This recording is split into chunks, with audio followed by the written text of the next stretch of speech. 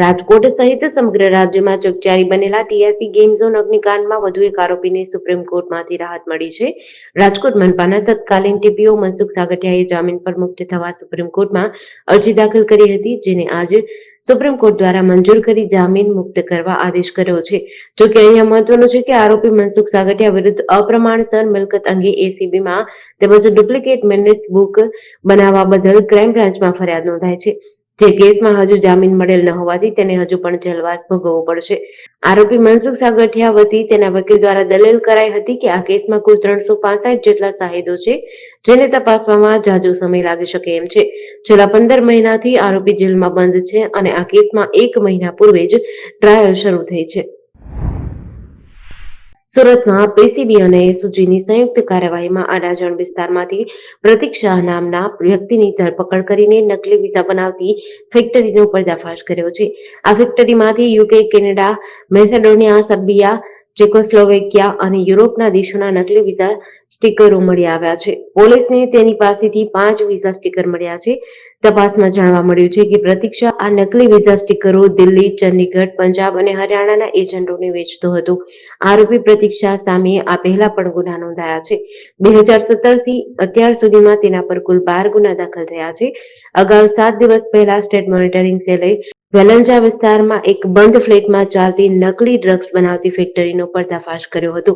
પોલીસે આ મામલે 6 આરોપીઓની ધરપકડ કરી હતી અને તેમની પાસેથી 12 ગ્રામ જેટલું તૈયાર ડ્રગ્સ તેમજ મોટી માત્રામાં ડ્રગ્સ બનાવવા માટે વપરાતું કેમિકલ મટીરીયલ જપ્ત કર્યું હતું.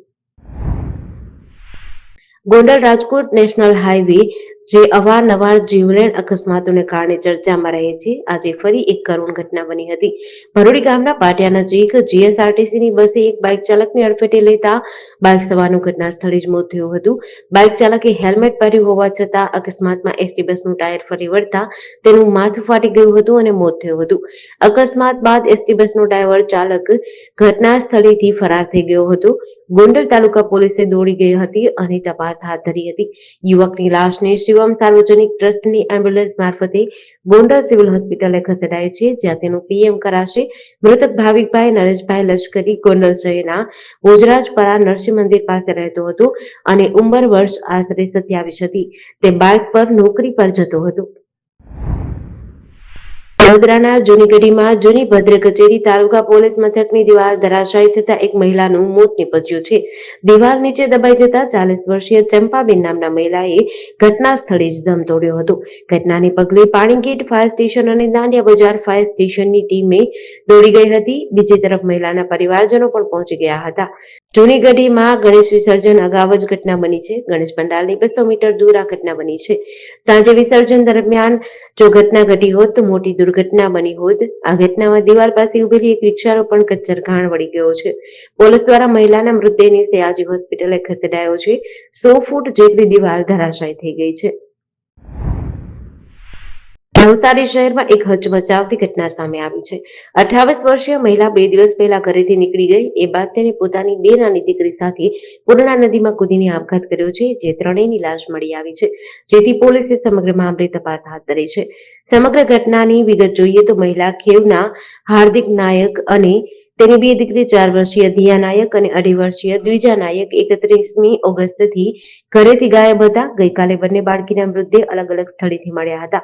એક બાળકીનો મૃતદેહ વિરાવળથી અને બીજીનો જલાલપુરમાંથી મળી આવ્યો હતો.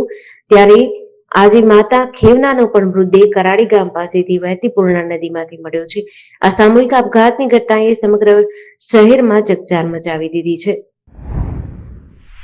જૂનાગઢ જિલ્લાના માંગરોળમાં આવેલી એક મોબાઈલ શોપમાં ઘૂસી લુખાઓએ આતંક મચાવ્યો હોવાના સીસીટીવી સામે આવ્યા છે. મોબાઈલ લોક થઈ ગયા બાદ નારાજ થયેલા લુખાઈએ મોબાઈલ શોપમાં 3 લેપટોપ તોડી નાખ્યા હતા. આ મામલે વેપારીની ફરિયાદ બાદ પોલીસે ઝાબીર નામના શખ્સને ઝડપી પાડી શાન ઠેકાણે લગાવી હતી. માંગરોળમાં લુખાગીરીની ઘટના બાદ વેપારીઓમાં ફફડાટ ફેલાયો હતો. જાણે કોઈને કાયદાનો ડર જ ન હોય તે રીતે આરોપીએ મોબાઈલ શોપમાં ઘૂસીને આતંક મચાવતા વેપારીઓમાં ફફડાટ ફેલાયો હતો. આ પ્રકારના તત્વો સામે પોલીસ કડક હાથે કાર્યવાહી કરે તેવી માંગ ઉઠી છે.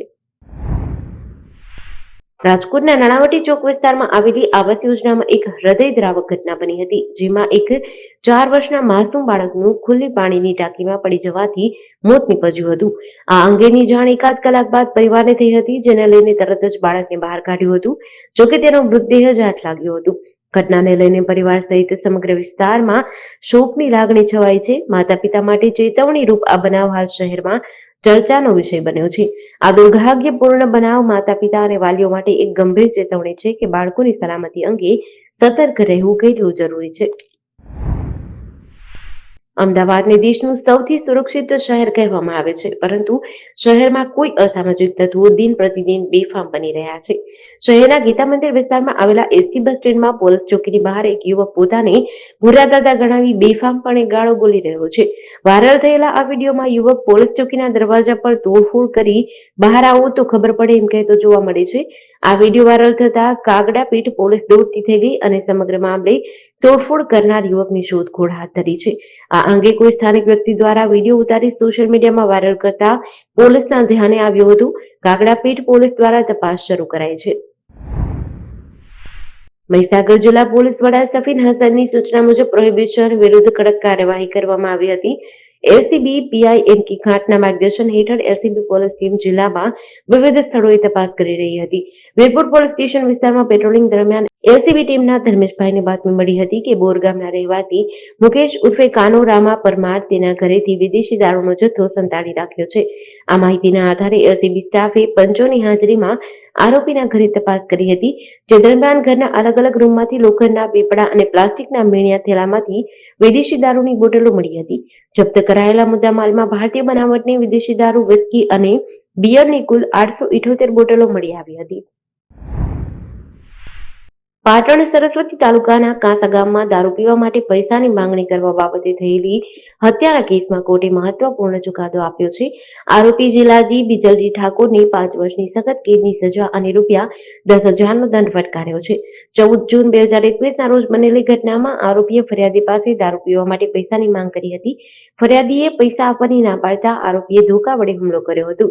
ઇજાગ્રસ્ત વ્યક્તિએ સારવાર ન લેતા અને બીજા દિવસે હોસ્પિટલ જતા સારવાર દરમિયાન મોત થયું હતું. કોર્ટે નોંધ્યું કે આરોપીનો મૃત્યુ નિપજાવવાનો ઈરાદો ન હતો. આથી આ કેસને ખૂનને બદલે ગુનાહિત મનુષ્યવધ ગણી આઈપીસી કલમ 302 ને બદલે 304 હેઠળ સજા ફટકારી છે. સરકારી વકીલ શૈલેષભાઈ ઠક્કરે રજૂઆત કરી હતી કે 32 વર્ષીય મૃતક વૃદ્ધ માતા પિતાનો આધાર હતો. તેમણે 10 વર્ષની સજાની માંગ કરી હતી.